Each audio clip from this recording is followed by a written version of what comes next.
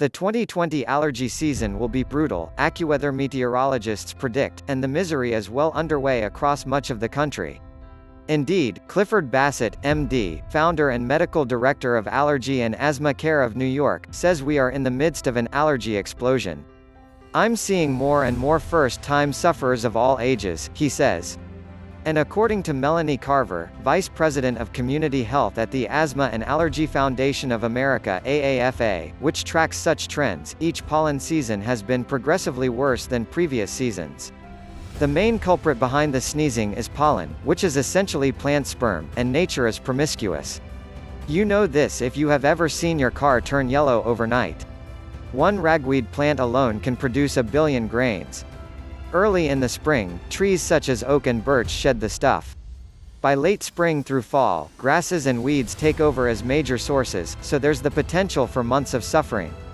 The wind can carry grains for miles, and they are small enough to get into your eyes, nose, and lungs. Allergies happen when your immune system misidentifies pollen as a threatening invader and overreacts, says Bassett, who is also the author of the new allergy solution. Mast cells, immune cells found in connective tissue in the skin, nose, lungs, and elsewhere, pump out histamine, which creates inflammation and causes your runny nose, itchy eyes, and sneezing. Any sniffle can be alarming in these times, but there are ways to distinguish allergy symptoms from COVID-19 symptoms. What's making allergies worse? Why would you suddenly develop seasonal allergies when you have been peacefully cohabitating with the local flora for years?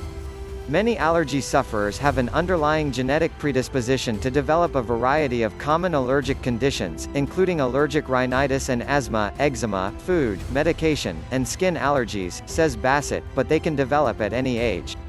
Some triggers to adult-onset allergies include, repeated or overwhelming exposure to an allergen, moving to a new location with unfamiliar to you plant species, or experiencing a change in immunity such as after pregnancy. Now there's growing evidence that climate change is producing a veritable paradise for pollen, resulting in a dramatic increase in allergy rates and severity.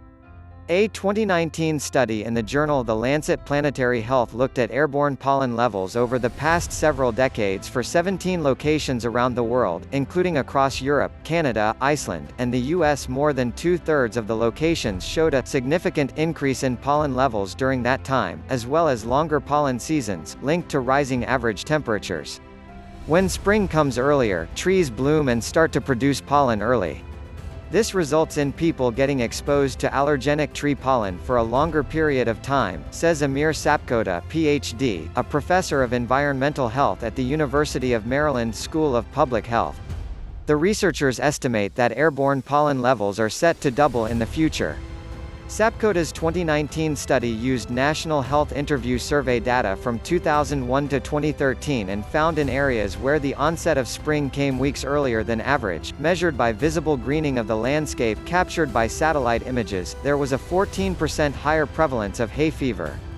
Surprisingly, we also found a similar increase in hay fever risk in areas where the onset was much later.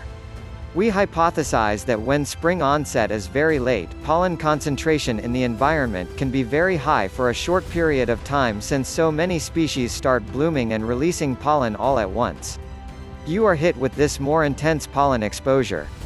Meanwhile, our growing use of fossil fuel, oil, gas, and coal is pumping more and more CO2 into the air. As you may recall from high school biology, CO2 fuels photosynthesis. Higher levels of the gas essentially act as a powerful fertilizer, so individual plants produce more pollen. Indeed, research at the University of Massachusetts, Amherst, exposed Timothy grass to differing levels of CO2 in a laboratory. Plants growing in environments with CO2 levels of 800 ppm produce twice as much pollen as those growing in 400 ppm. Extrapolating their findings to real-world CO2 trends, the researchers estimate that airborne pollen levels are set to double in the future. While you may associate seasonal allergies with leafy suburbs and rolling farmland, in fact they can hit city dwellers hardest, says Aaron Bernstein, MD, director of the Center for Climate, Health, and the Global Environment at the Harvard T.H. Chan School of Public Health. In cities, CO2 levels can be up to 30% higher and temperatures can be 3 degrees warmer.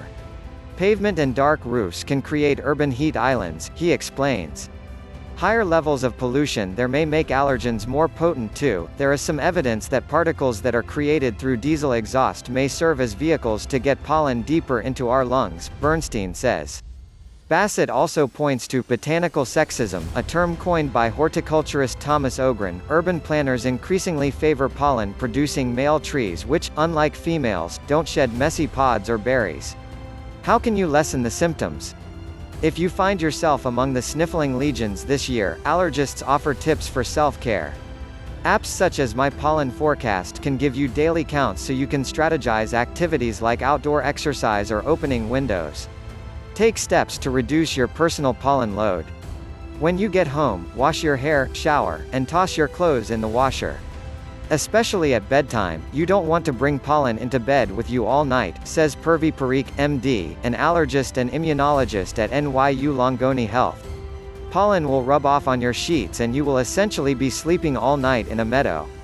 When you go outside, don a hat to keep pollen from sticking to your hair and wear oversized sunglasses to block the stuff from landing on your eyes and lids, where it could cause red, watery eyes. The masks we are all wearing to prevent the spread of COVID-19 may actually be a blessing in disguise for allergy sufferers, says Parikh. They do double duty blocking not just virus particles but also pollen, she says. Just make sure to wash reusable masks after every use or discard disposable ones. If you share your home with furry pollen magnets, towel them off before they come inside, suggests the AAFA. OTC products can treat the symptoms and make you more comfortable, says Parikh, who recommends nasal corticosteroid sprays such as Flonase and long-acting antihistamines such as Allegra and Zyrtec. If you experience coughing, especially at night, wheezing, shortness of breath, or chest tightness, seek medical help immediately because those can be signs of asthma. We still have 10 deaths a day due to allergic asthma in this country. Many asthma symptoms overlap with COVID-19, another reason to get such worrisome symptoms, checks stat. The only way to reduce or eliminate your allergic reaction in the first place is through desensitization. An allergist can test you to identify your specific triggers and administer a series of shots, or in some cases tablets that work to train your immune system to be less reactive to the offending substance. Depending on where you live, this in-office treatment may need to wait until social distancing guidelines relax and doctors are treating non-emergencies. Of course, the biggest remedy for sufferers, present and future, may be reducing the root cause of the pollen explosion itself. The perception is that climate change is a problem for the distant future, a problem for someone else, somewhere else, says Bernstein. But the increase in allergies suggests the effects of climate change on our health are with us right now. Fixing this enormous problem can start with changing attitudes, he says. Think of people's willingness to stay at home, work from home, and forego social encounters during COVID-19 to protect their health and their families. When it comes to climate change, we need this kind of cultural shift too. When you bike to work instead of driving, or replace meat with a plant-based meal, that helps shift the message for everyone. This is what we do.